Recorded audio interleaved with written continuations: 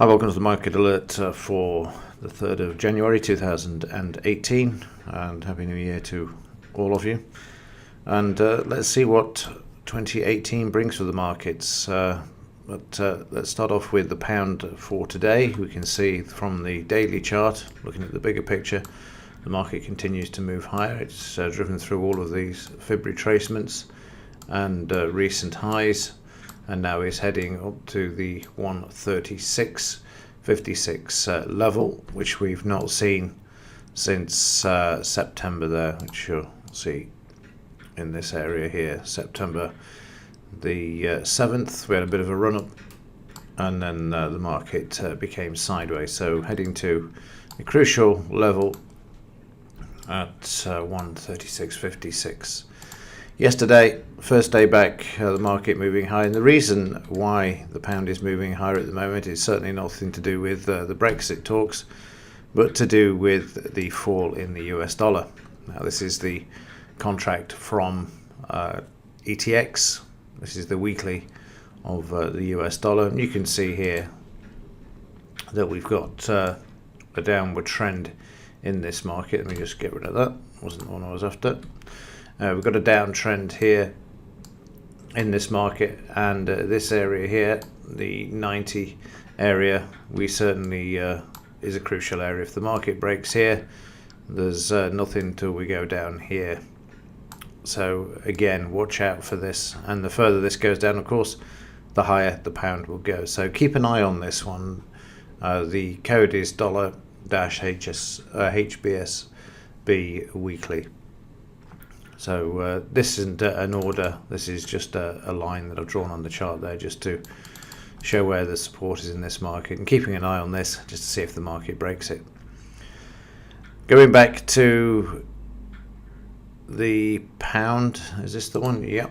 Let's have a look at news. Now, this week is an interesting one because we've got the FOMC meeting out this evening, and also we've got non-farm payrolls on Friday as well, so an interesting week. I don't think we've got any crude oil figures out today. No, they will be out tomorrow because the market was shut on Monday. So the big ones today, FOMC. I say big ones tongue-in-cheek, of course, because Yellen's clearing off in February, and they're not going to raise rates today. That's going to be left for the new incumbent, whose name escapes me at the moment. I'm sure it'll become familiar as we go forward, but I can't remember who it is. A good start to the year, isn't it? Anyway, she's here till end of February. The next live meeting is March, when the new one takes over, whoever he is. Like I say, could look it up, but it's not really that important at the moment. Today, they're not going to do anything with rates. They're just releasing the meeting minutes.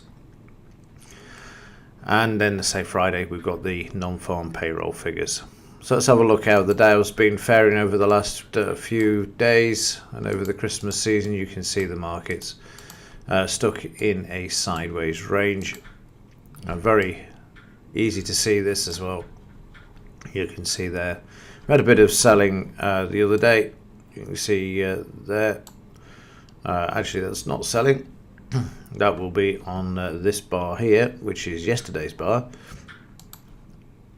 There is some selling in there because the market came off the high before the close resistance here, so there is some sort of selling around in there, because otherwise it would have driven through.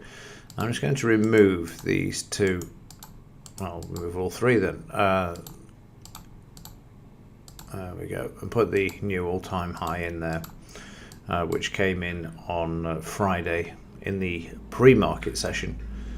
And then the market sold off on the Friday. We then go into the New Year weekend, and then yesterday the market, I say, came off the high there, and you can see the volume there as well. Market needs to drive through this area in order to move higher and put in new all-time highs.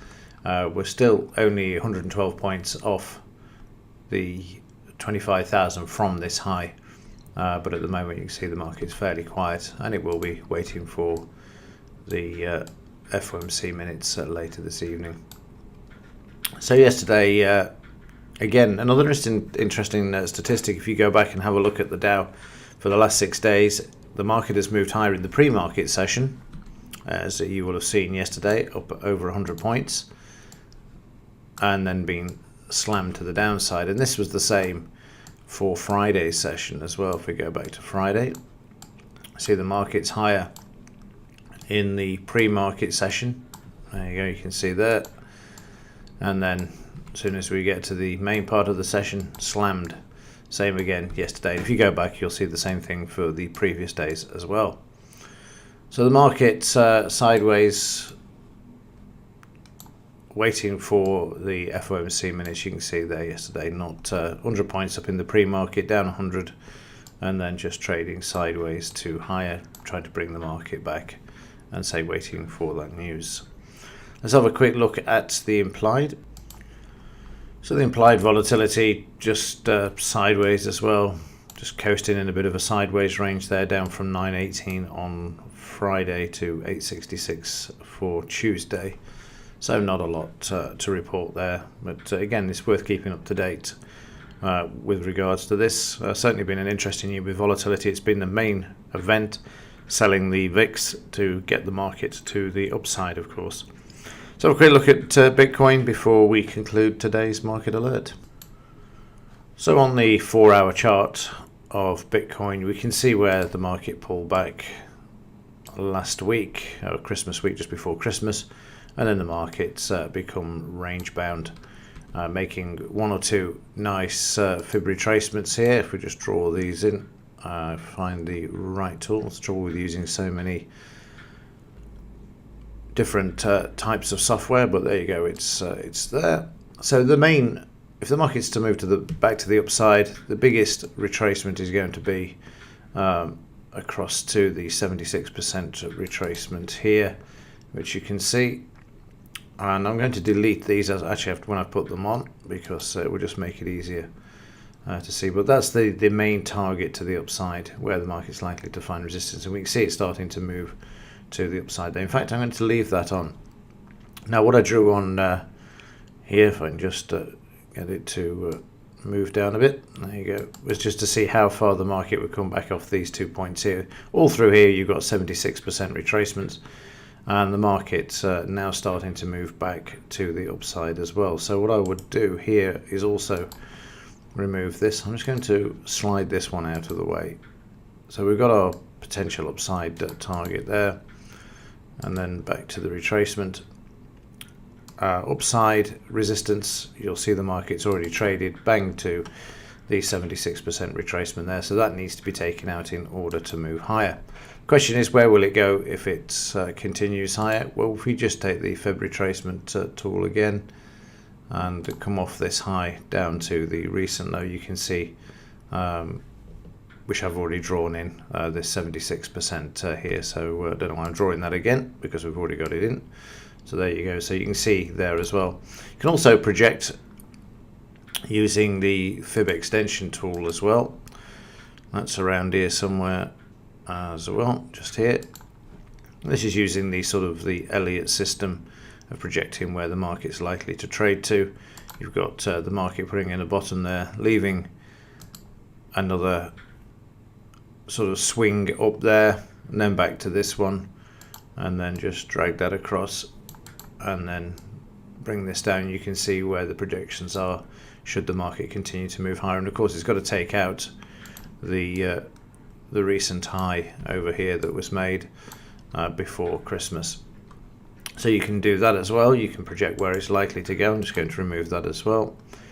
These resistance areas are important, but what you can do is also within this, you can see that we've got a low put in here, coming back up and pulling back here as well. So again, we could use the extension tool to see where that's likely to go as well, and then you'll see precisely the market between 168 and the 261 area. 80% of the time the market will stop in this area initially, and also combined with that you've got the 76% retracement as well. So the chart can get a bit messy, so as long as you know where you are in the main thing, it's sometimes easy just to draw a line on there and put a note. You can make a note as well of what it is, but there you can see exactly what's going on. And now of course the market's at this 76%. Let's just remove all these other bits and pieces for the time being. and look at the market in a bit more detail. It's come up to this 76% there. This is the trouble with the free version, you have to put it with the ads. Yeah, so what we're looking for here is, should there be some selling back into this market today? I'll find these tools in a minute. There we go. Then we've got a situation from this low to this high where the market could pull back to, because this is going to, in my opinion, as I said before, I think this market needs to consolidate a bit before it moves higher, and it would appear that the CME and CBOT futures might be leading this one a bit. Now they're at sort of no arbitrage opportunities, and they've actually come sort of closer together. And also, of course, objective achieved. Every man and his dog jumped in on Bitcoin. There are plenty of other coins that are far more interesting to actually trade, but of course this is the one that's advertising the cryptosphere for the masses.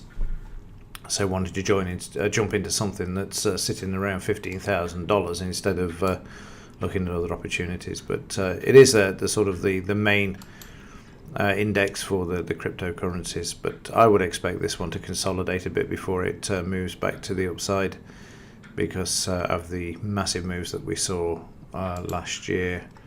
Just go to a weekly chart and you'll see there, you can see exactly why I'm saying that. So it does need to consolidate a bit. Right, that will do it for today. As ever, if there's anything to report, I will let you know.